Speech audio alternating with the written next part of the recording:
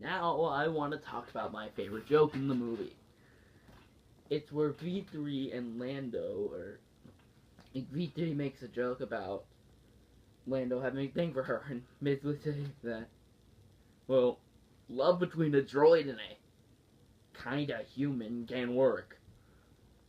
But it's never, I don't think it's ever described in any movies on if the human characters are actually human. Like, technically, they're all aliens when you think about it. So, yeah. Anyway, yeah, the action is some fairly decent Star Wars action, and I think it's really well done, and the space scenes are pretty fun, and yeah, young Han is great, young Lando is freaking great, Chewie is just Chewie. And Chewie is over like 150 years old, I think. Again, he looks great for his age. Good for you. So yeah. So yeah. One of the things that I think this is better than Rogue One is because it features characters that we already got to know from the main Star Wars movies. In this case, Han, Lando, and Chewie. We got to know them in the original trilogy and in the new trilogy. And yeah, but in Rogue One, you don't care for the characters. I mean, you know that the rebels are gonna get the plans for the Death Star, and at the end, and it will just like jump into Rogue One. I mean, jump into A New Hope, and yeah.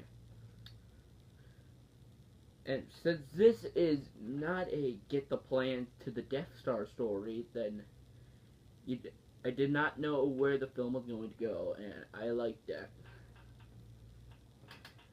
So, and thinking of characters that we want to know more about, I want a Lando movie. But we're getting a Boba Fett movie, which I think is, well, we already know that he was a clone, and I don't think he deserves his own movie. He's a popular character, but he only had like 6 lines in the original trilogy. And one of them was, "Ow!" Yes. Yeah. But yeah. Wouldn't a Lando movie be freaking great? And apparently there's at least some plans for a Yoda movie. I think there's gonna be a Yoda movie coming out soon. I don't know whether or not there is one, but still. Surprisingly, there was no cameo from R2 and C-3PO. They were in every Star Wars movie before then. This was the first one where they didn't even make a cameo. It's weird. Maybe they were in the background and I didn't see it, like how I screwed up with the Winnie the Pooh trailer. Like, apparently Owl and Rabbit were in there. And now let's talk about the ending of the film. Well, Han has the Millennium Falcon and Chewie, but right before that, Han's former love interest is talking with a guy in a cloak.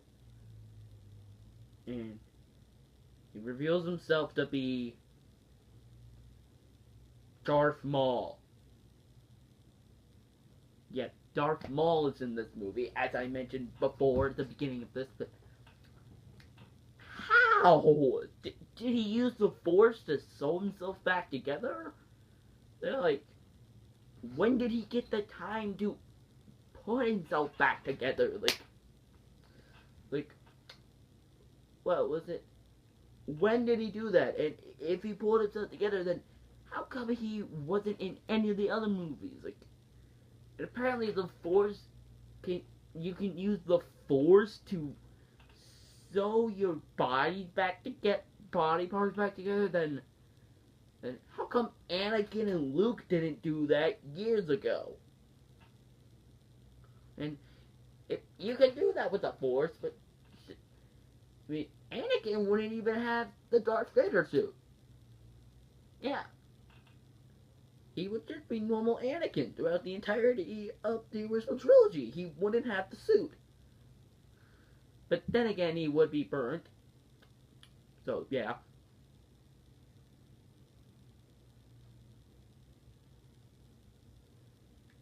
So, overall, what I think about this movie, it's good. It's the best Star Wars prequel, as I said.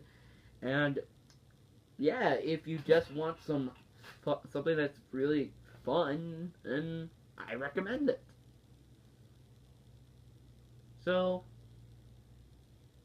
and let's face it, this is all just filler so that we can all just, so that next year we can get some of that good, some of that good looking episode 9. Oh, and one last thing. This film was originally directed by Phil Lord and Chris Miller. But around the same, almost a year ago, Disney fired them from the movie and replaced them with Ron Howard. So, yeah. That's probably why it was like, because it had 3 different directors, and yeah.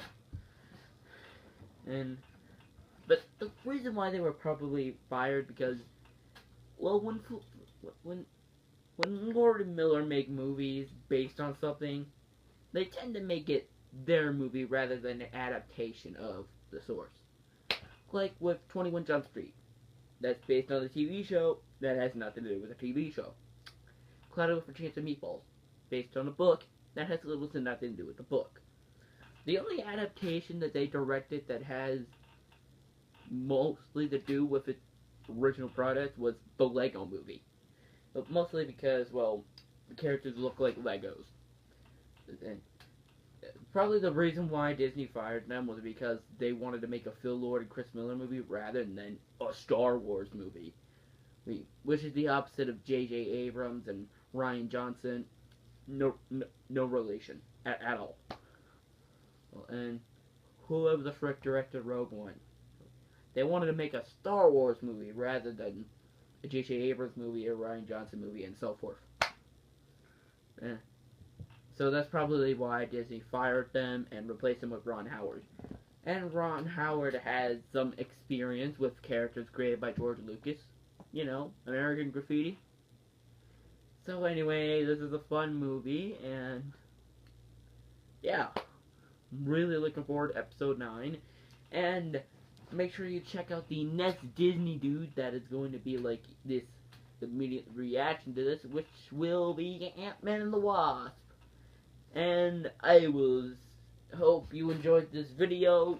This was the first episode of Disneydude. More episodes are coming soon.